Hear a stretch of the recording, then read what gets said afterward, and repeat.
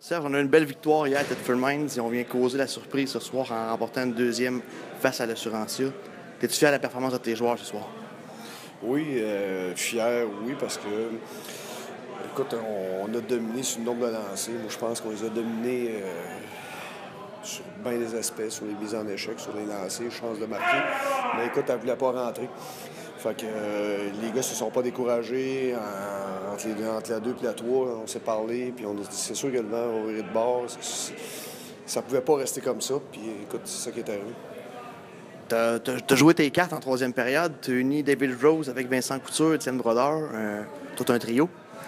Ben oui, écoute, des fois, à un moment donné, je te dis, on se scorait pas, mais on jouait bien. Fait que là, je me disais, il fallait que j'aille chercher une petite étincelle. Je me suis mis à regarder mes gars, puis écoute, j'ai pas de boule de cristal, là, mais je suis allé au PF Le Gaz. Je les ai jamais fait jouer ensemble. Puis là, j'ai vu qu'il y avait une étincelle, puis ça a marché, tant mieux. Là, on se prépare comment pour la game de vendredi à Thetford?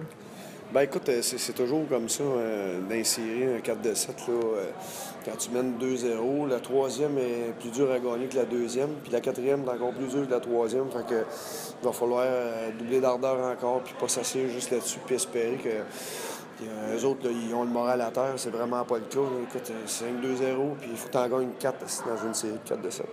Merci Serge. Ça fait plaisir. Je m'entretiens ce soir avec le héros du match, Maxime. Qu'est-ce que tu as changé à ton jeu? 2 buts en 2 matchs durant les séries éliminatoires pendant que tu n'avais aucun durant la saison. Ça donne rien de scorer dans la saison. Faut garder pour les séries. Non, mais je suis ramené le puck au net. Je pense que c'est des rondelles qui ont des œufs, mais c'est des buts importants. Là.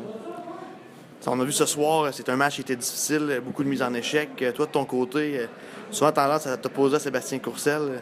Parle-moi de la petite rivalité qui est en train de se former entre les deux équipes là, présentement. Oui, c'est des très bons matchs. Beaucoup de mises en échec. Je pense que ça promet pour le reste des séries. Puis, Courcelle, c'est un bon joueur intense. Il est dans son rôle, il est très bon. Puis, c'est vrai qu'on est souvent rivalisés, mais ça fait du piquant dans le match.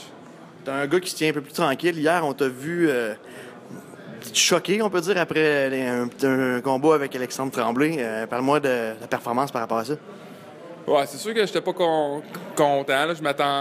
Ça a parti un peu plus vite que je m'attendais. Il aurait peut-être fallu que je sois plus près. Je pense qu'il n'a pas été fair, mais écoute, ça fait partie du match. Là. Ça fait partie de ma faute aussi. Là.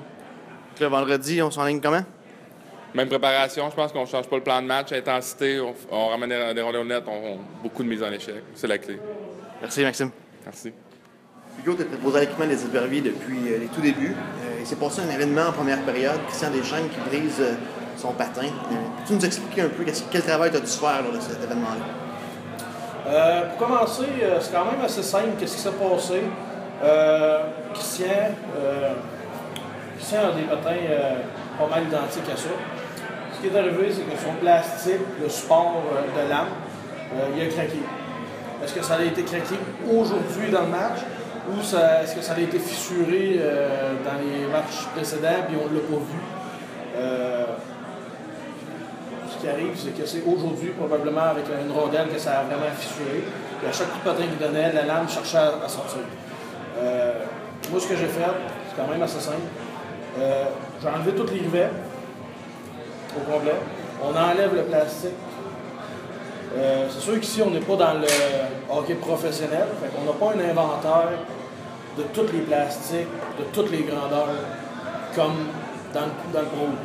Fait que moi, ce que j'ai fait, j'avais un joueur qui avait la même paire de patins, la même grandeur, mais qui ne jouait pas. Fait que j'ai dérivé son plastique, puis je l'ai posé sous son patin.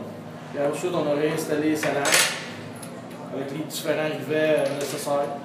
Puis, ça a fait que Christian était prêt pour revenir en deuxième période. Combien de temps ça t'a pris pour près de ça? Je pourrais dire que ça a pris peut-être à peu près une dizaine de minutes, quinzaine de minutes au total, là, à changer en tout et partout. Sauf qu'il était rendu qu'il restait à peu près une trentaine de secondes à la période. Fait que Christian a jugé que c'était pas nécessaire de revenir pour 30 secondes. Fait que, il est revenu en deuxième. C'est la première fois que tu vis un événement de la sorte?